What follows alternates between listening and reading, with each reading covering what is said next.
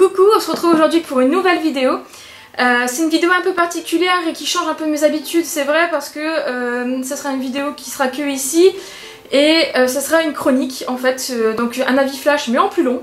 Tout simplement parce que j'ai envie de te parler d'un bouquin que j'ai lu récemment et puis j'ai envie de prendre mon temps, donc de temps en temps il y aura des vidéos comme ça un peu plus longues sur des bouquins que j'ai lus. Donc j'espère que ce format te plaira et que tu regarderas assez régulièrement, tout ça, enfin blablabla quoi.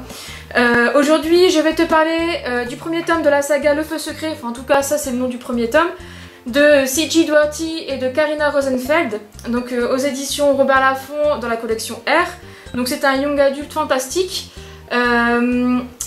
écrit à 4 mains, donc ça change. Je vais te lire la 4e de couverture qui est assez long quand même.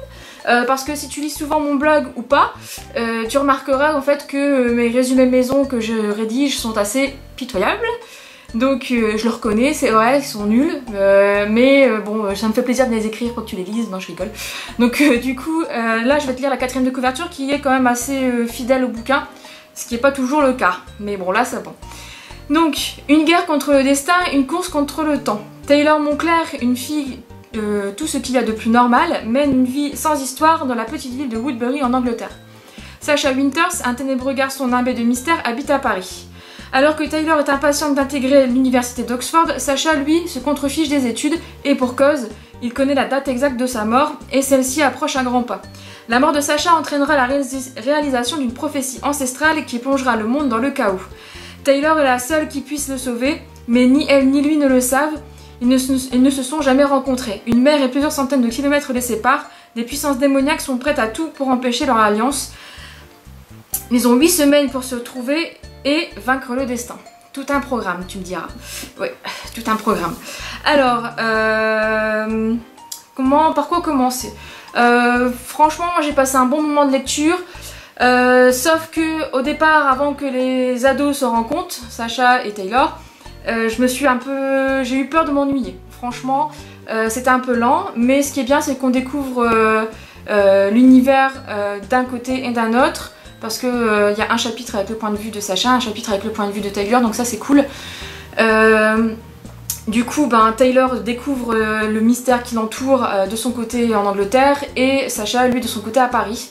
Bon, même si j'ai trouvé que le personnage de Sacha était beaucoup plus profond et beaucoup mieux travaillé que celui de Taylor. Après c'est mon point de vue, mais Taylor je l'ai trouvé trop superficielle et trop cliché en fait. Elle est un peu, comment dire, la blonde, cheveux frisés, très forte à l'école et qui veut rentrer à Oxford quoi. Donc ça, je m'attendais à un peu plus d'originalité de ce côté-là.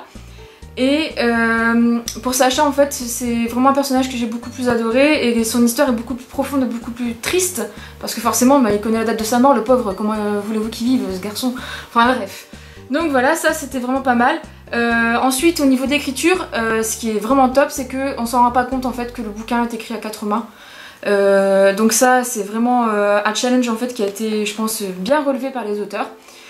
Moi si je l'ai acheté c'est parce que Karina Rosenfeld, j'avais adoré sa saga Phoenix, donc c'est elle qui m'a fait craquer quand j'ai vu le bouquin qui était en librairie.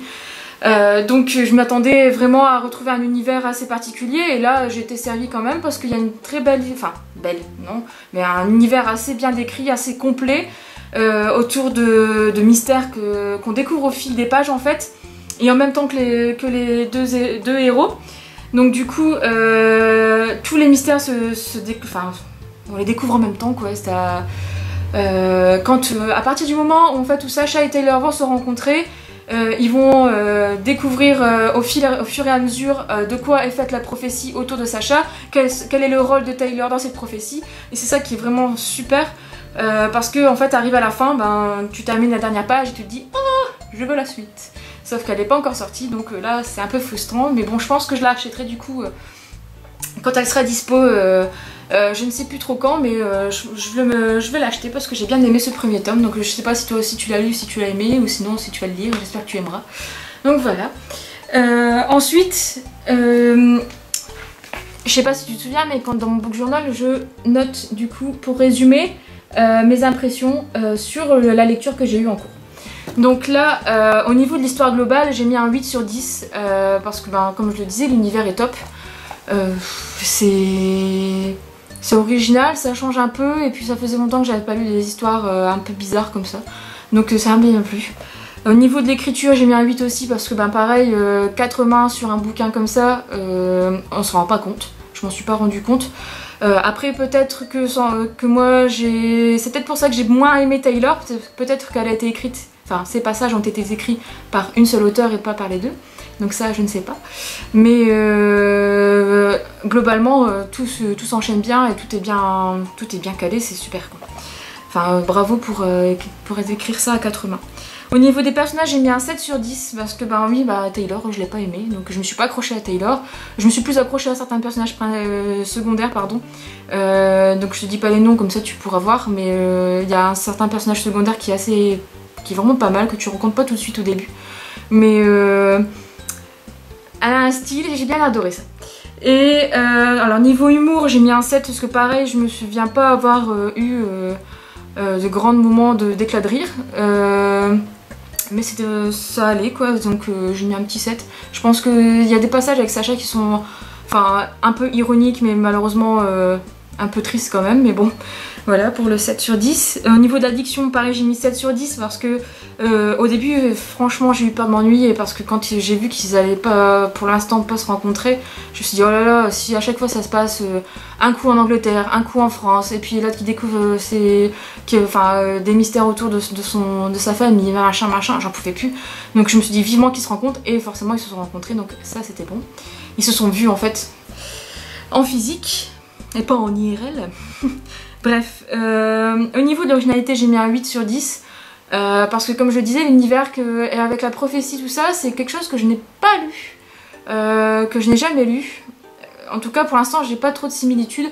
Enfin, en tout cas, moi, de mon côté. Après, je vais pas te dire ce que sont Taylor et les autres, pour pas te dévoiler quand même l'histoire. C'est un peu bateau sinon.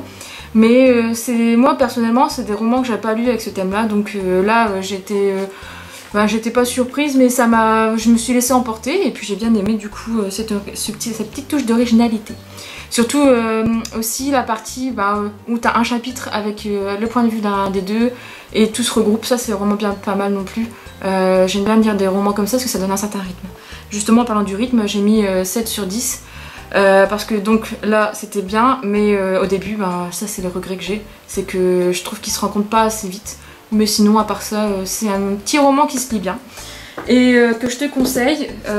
Donc du coup cette vidéo sera en complément donc de ma chronique sur le blog. Voilà, donc je te dis à bientôt pour une prochaine vidéo et j'espère que celle-ci t'a plu et à bientôt.